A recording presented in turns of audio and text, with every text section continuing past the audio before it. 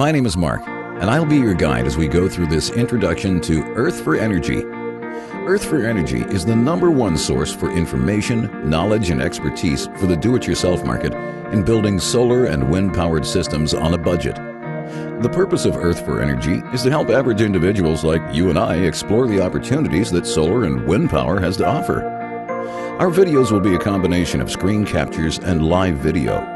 The screen captures will represent technical explanations, examples, formulas, and charts, while the live video will show you how to build a photovoltaic or PV solar panel.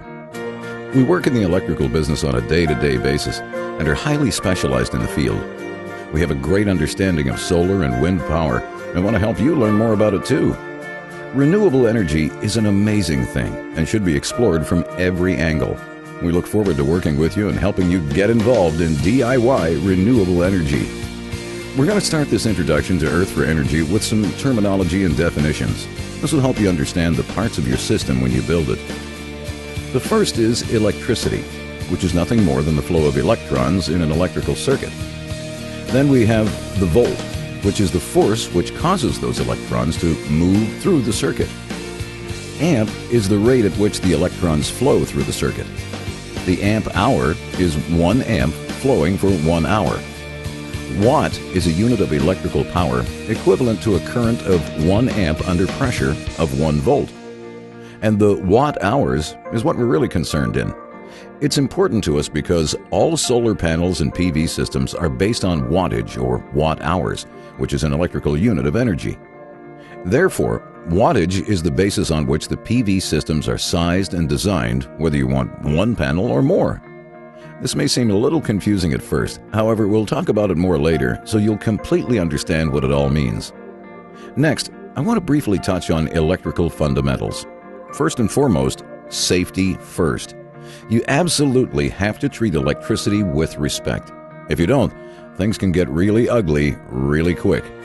But we're going to discuss safety matters and how things can get really messed up if you don't pay attention to safety precautions. In our business or in the electrical trade, we have a phrase, you don't want any arcing and sparking. And we certainly don't want that to happen to your system.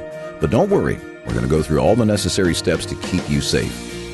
Then, we're going to talk about different abbreviations and references that are used in various computations or formulas in figuring volt power wattage. Quickly, let's talk about some of the advantages and disadvantages of photovoltaic or PV systems. On the left are some advantages. One of them is reliability and durability. I see that as really impressive because once you create a solar panel and place it in service, there's hardly anything else to do except maybe brush the dust and leaves off from time to time.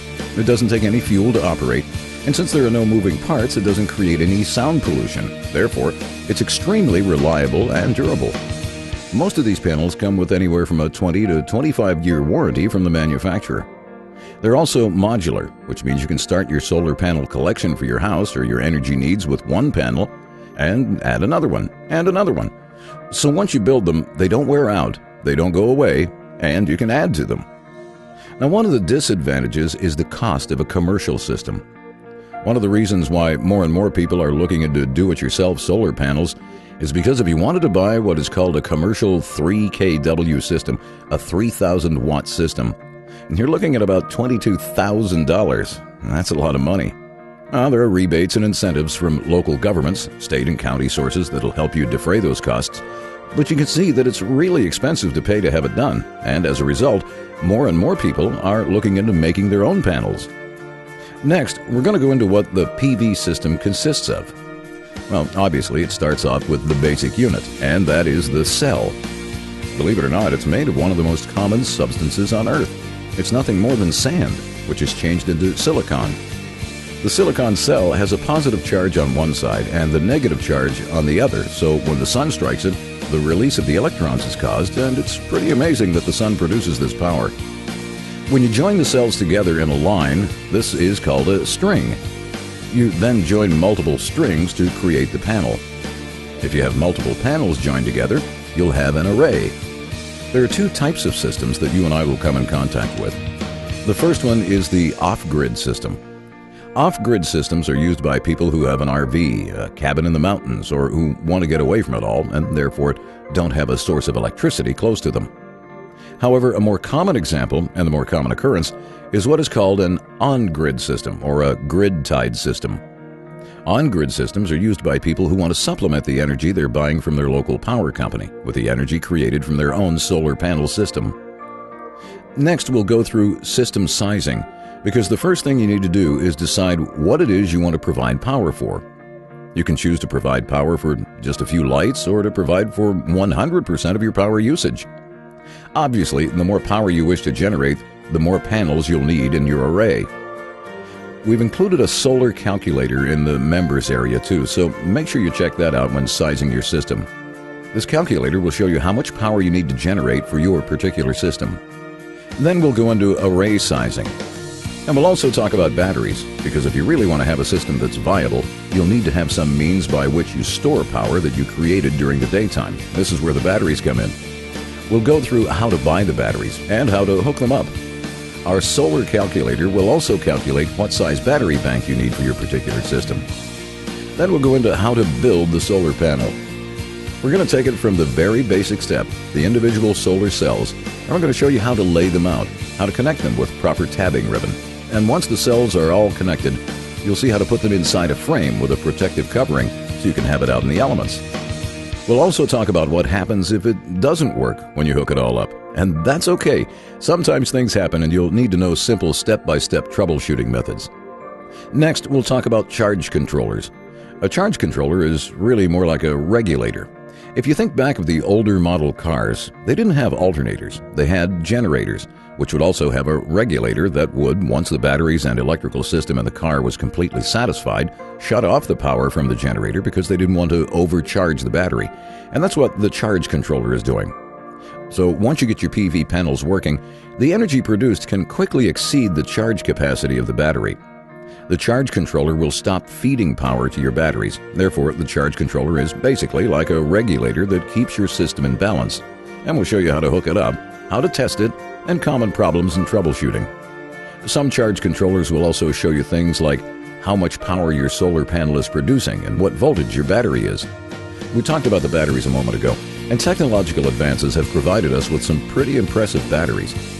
Currently, the best battery for solar and wind power systems is the deep cycle battery. And this is the battery that you want because you're going to charge it up during the day and offload it or discharge it during the night or when it's cloudy. Deep cycle batteries are needed when constant charging and discharging occurs.